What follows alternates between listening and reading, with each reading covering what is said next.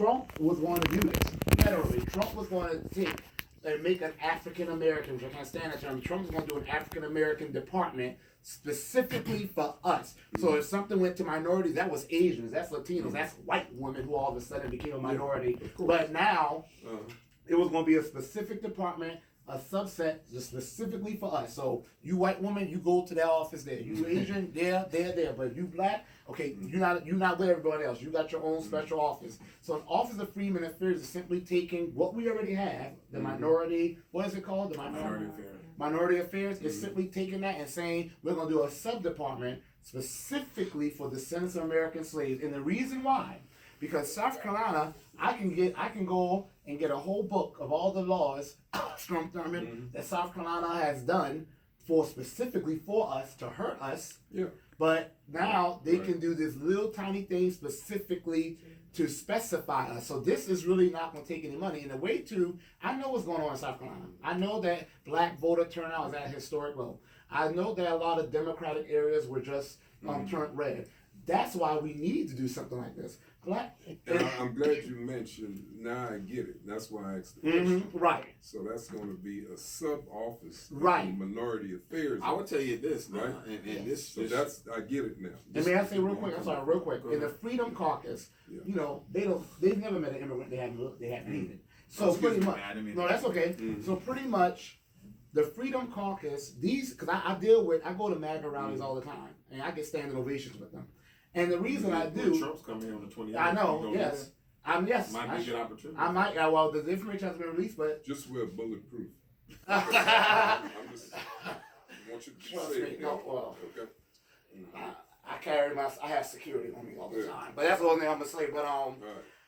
But, the thing is with them, they love this type of stuff because in their minds, oh, so you're saying we can lower our level. We only got responsibility towards y'all. Like with the affirmative action. You got some Republicans now saying, okay, we may not want to get rid of it, but it don't have to be for everyone. It should just be to the descendants of the people that we discriminate against. So we're actually narrowing. And they're cool with it. And they're cool with the narrowing of it. Let me ask another crazy, I love crazy questions, okay?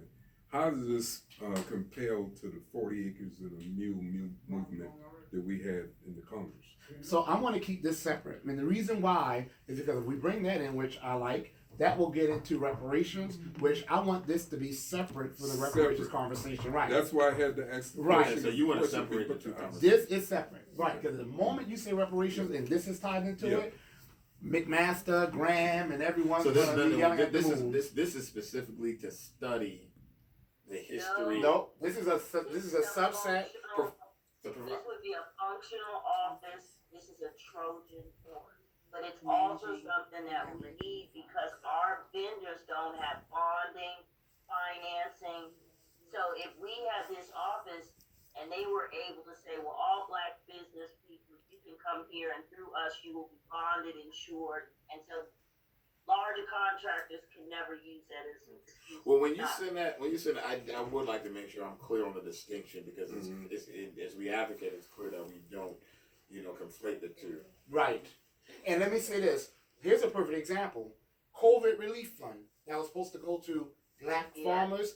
Most of it went to white, then Hispanics, then Native Americans, then Asians, and then black Americans got the crumbs that were left in the cake bowl. With American Recovery Fund. Exactly. There's all kinds of money, and what we realize is there's no infrastructure. Right. We have money. None of the entities out here are in sync with the grassroots or concerned about closing the lineage wealth gap.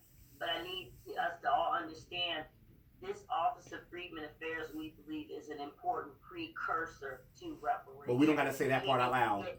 No, we want them to know that. But right. Function, it is not reparations. And so when you're talking about it, you're talking about taxation and no representation. You're talking about we just want to make sure, because we're tired of all this welfare tier, we're tired of all these, worthless programs. This Office of Freedmen Affairs is about efficiency. It's about targeted delivery of services and getting rid of waste. That's how you want to position it. And we're going to count these black folks. We're going to know who they are, where they live, that type of thing. All right, so let me ask another crazy question. How do we get a hold of your presentation because I'm quite sure both of us would love to spread it around, even show it to the caucus members at some point in time. But how do we get a copy of your presentation today? Well, I'll answer that because I know Greg said what we would do is we're going to put together a more targeted, polished deck for you because Greg has a deck, I have a deck, so we can put that together for you in anticipation That'll of a probably be the meeting with best the way. caucus, but Right. we can definitely provide you with a packet prior to. So we'll make a promise to within a week that we get That's you good. a package. Sure. That's more than fine. I mean, take the time that you need to get the information. As I said, Okay.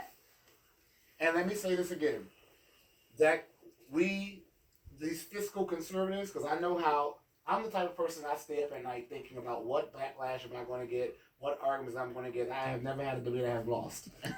Only ones I didn't care about. And the reason I do that is I always think about counter arguments. I have to teach my students that. So with fiscal conservatives who like I know we have a lot in South Carolina, quote unquote, they want to know, why are you having to spend this money? This is going to actually help them be more precise with what do we need to spend, where does it need to go? Because right now, money is going to the minority, whatever, and yet, minority, by the time you look at it, how much of it did Black Americans get?